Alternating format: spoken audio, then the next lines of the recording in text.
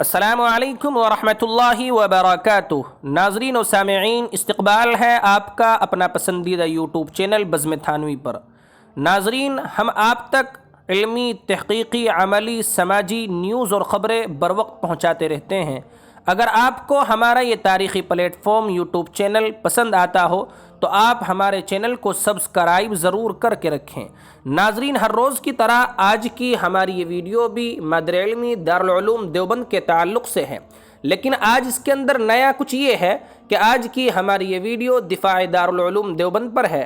یہ شخص جس کو آپ نے تھمبنیل پر دیکھا ہے تو یہ عاقل جدہ غیر مقلد کے نام سے مشہور ہے، جو جدہ کے مقیم حال ہیں۔ در حقیقت ان کے آباء و اجداد دیوبند ہی کے علاقے کے باشندگان میں سے ہیں۔ ان صاحب کا یہ اعتراض ہے کہ طلبہ دارالعلوم دیوبند بخاری مسلم پڑھتے ضرور ہیں لیکن اس پر عمل نہیں کرتے ہیں۔ آپ یہ ویڈیو مکمل دیکھیں، پھر آخر میں اس ویڈیو پر بندے کا مختصراً تبصرہ بھی ملاحظہ فرمائیں۔ نانو، آپ تو پہلے بھی آ چکے ہیں دارالعلوم اور آج آپ کا پہلی بار ہے جو آپ ہمارے ساتھ آ رہے ہیں۔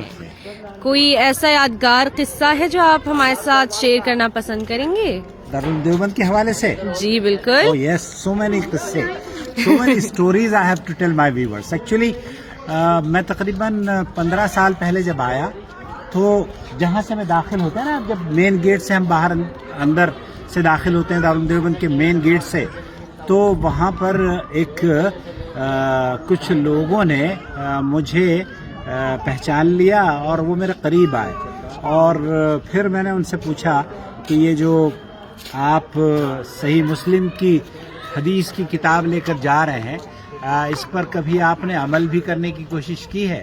تو انہوں نے کہا ہاں، ہم حدیث پر تو عمل کرتے ہیں، آپ یہ کیسے ہم پر الزام لگا سکتے ہیں کہ ہم حدیث پر عمل نہیں کر سکتے؟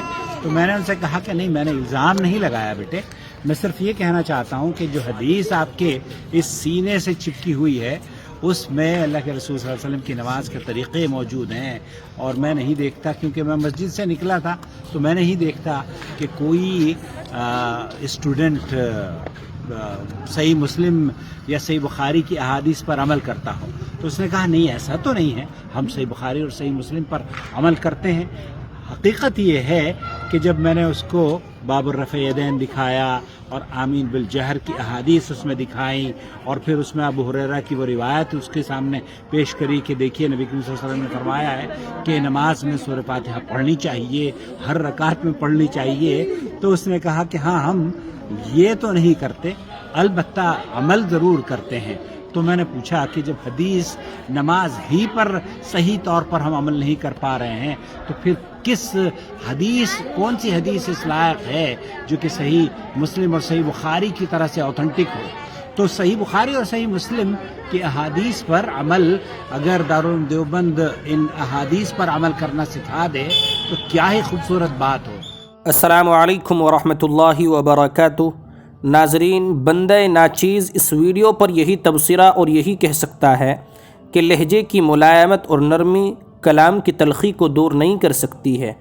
آدمی دوسروں پر طعن و تشنیع کرنے سے پہلے ایک لحظے کے لیے یہ بالکل نہیں سوچ پاتا کہ خود شریعت پر کتنا عامل ہے، اور جس چیز کو لے کر میں اعتراض کر رہا ہوں آیا اس پر میں عامل ہوں بھی یا نہیں۔ مذکورہ شخص اپنے فیس بک پیج سے لوگوں کو دین سکھاتا ہے، تعلیم دیتا ہے اور علماء عرب کے بیانات کو نشر کرتا ہے، اور یہ دیکھ رہے ہوں گے کہ خود دین و شریعت کا کتنا پاسدار ہے۔ انہوں نے آمین بالجہر اور رفع بالیدین کے مسائل کو لے کر اعتراض کیا ہے، حالانکہ یہ وہ مسائل ہیں جن میں شارع علیہ الصلاۃ والسلام سے دونوں طرح کی مرویات و احادیث منقول ہیں، اور علماء امت اور فقہائے شریعت کا ان کے اندر اختلاف صرف بہتر اور نابہتر کا ہے۔